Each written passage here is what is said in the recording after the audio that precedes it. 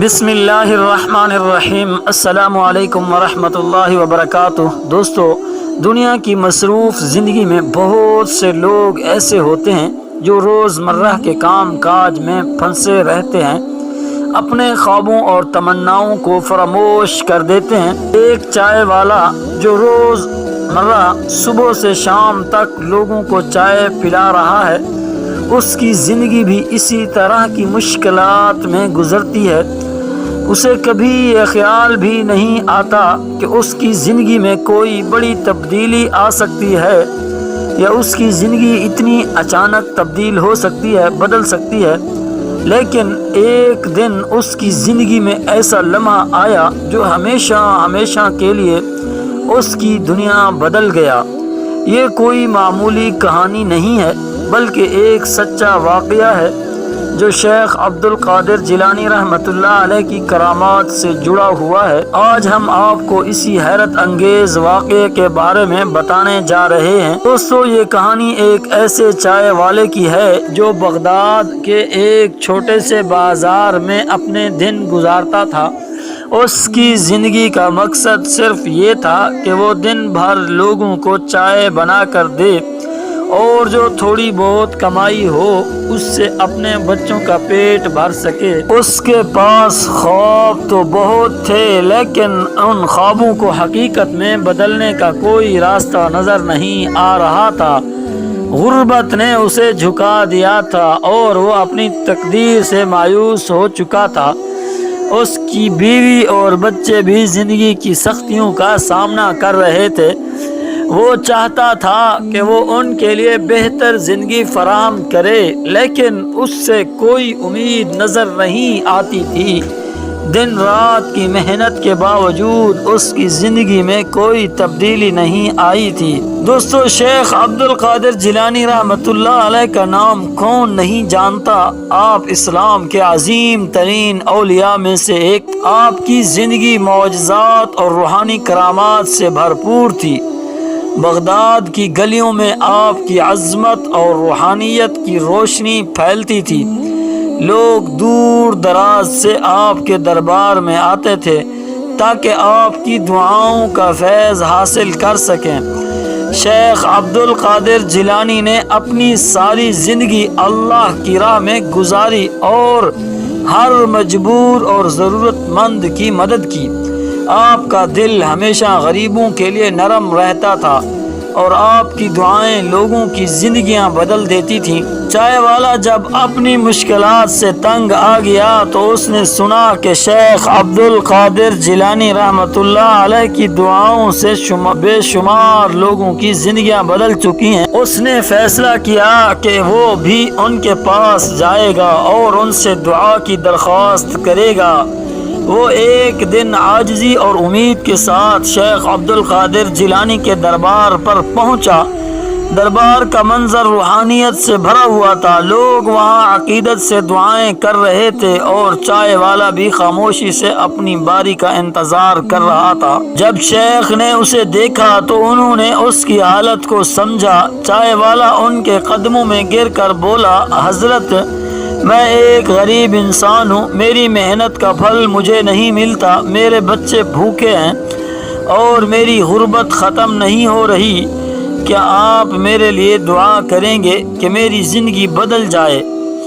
شیخ عبد القادر جیلانی رحمۃ اللہ علیہ نے محبت بھری نگاہوں سے اس چائے والے کو دیکھا اور مسکراتے ہوئے فرمایا، اللہ پر بھروسہ رکھو، وہی ہر کسی کے نصیب کو بدلتا ہے۔ میں تمہارے لیے دعا کروں گا۔ شیخ نے دعا کے لیے ہاتھ اٹھائے اور کہا، یا اللہ، اس بندے کی مشکلات کو آسان فرما، اس کے رزق میں برکت عطا فرما اور اسے دنیا و آخرت کی کامیابیاں نصیب فرما۔ دعا کے بعد چائے والا واپس اپنے اسٹال پر آیا۔ وہ روزانہ کی طرح کام کر رہا تھا، لیکن اب کچھ عجیب سا ہو رہا تھا۔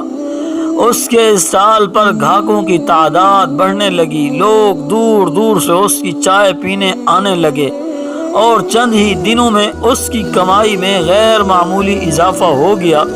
چائے والے کی محنت کا پھل اب اسے ملنے لگا۔ اس کے بچے اب خوشحال زندگی گزارنے لگے اور اس کا چھوٹا سا چائے کا اسٹال ایک بڑے ہوٹل میں بدل گیا۔ لوگ اس کی محنت اور شیخ عبد القادر جیلانی کی دعا کی کرامت کو دیکھ کر حیران تھے۔ اس واقعے نے چائے والے کی زندگی بدل دی، لیکن یہ ہمیں ایک بڑا سبق سکھاتا ہے کہ اللہ کے اولیاء کی دعائیں انسان کی تقدیر بدل سکتی ہیں، لیکن محنت بھی ضروری ہے۔ چائے والے نے نہ صرف شیخ کی دعا پر بھروسہ کیا بلکہ اپنی محنت جاری رکھی، بلکہ اس سے دگنی کر دی اور اللہ نے اسے کامیابیاں عطا فرمائیں۔ یا اللہ، ہم سب کو، ہمارے جتنے بھی دیکھنے والے سننے والے ہیں، ہم سب کے سب تیرے عاجز بندے ہیں، ہماری دعاؤں کو قبول فرما۔ ہمیں بھی شیخ عبد القادر جیلانی رحمۃ اللہ علیہ کی دعاؤں کے فیض سے نواز دے۔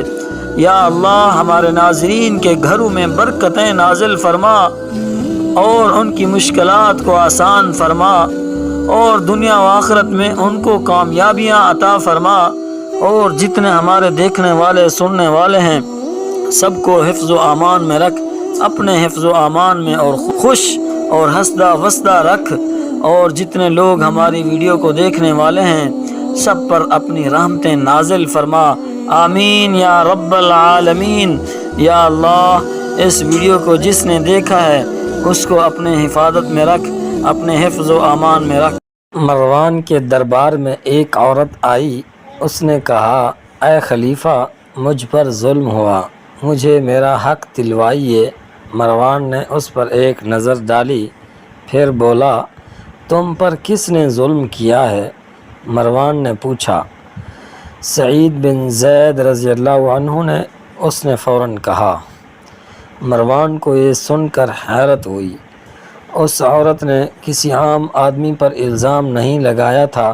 سعید بن زید رضی اللہ تعالیٰ عنہ بہت بڑے صحابی تھے، 10 مبشرہ میں سے ایک تھے، یعنی ان 10 خوش نصیب انسانوں میں سے ایک جنہیں نبی کریم صلی اللہ علیہ وسلم نے اسی دنیا میں جنتی ہونے کی بشارت دے دی تھی۔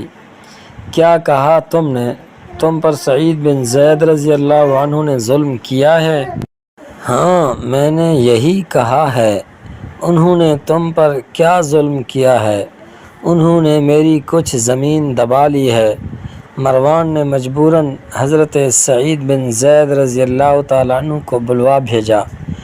آپ مروان کے دربار میں پہنچے، عورت کا الزام سنا، پھر فرمایا، میں نے نبی اکرم صلی اللہ علیہ وسلم سے سنا کہ جو شخص کسی کی بالشت بھر زمین بھی زبردستی دبا لے گا اسے 7 زمینوں کا طوق پہنایا جائے گا۔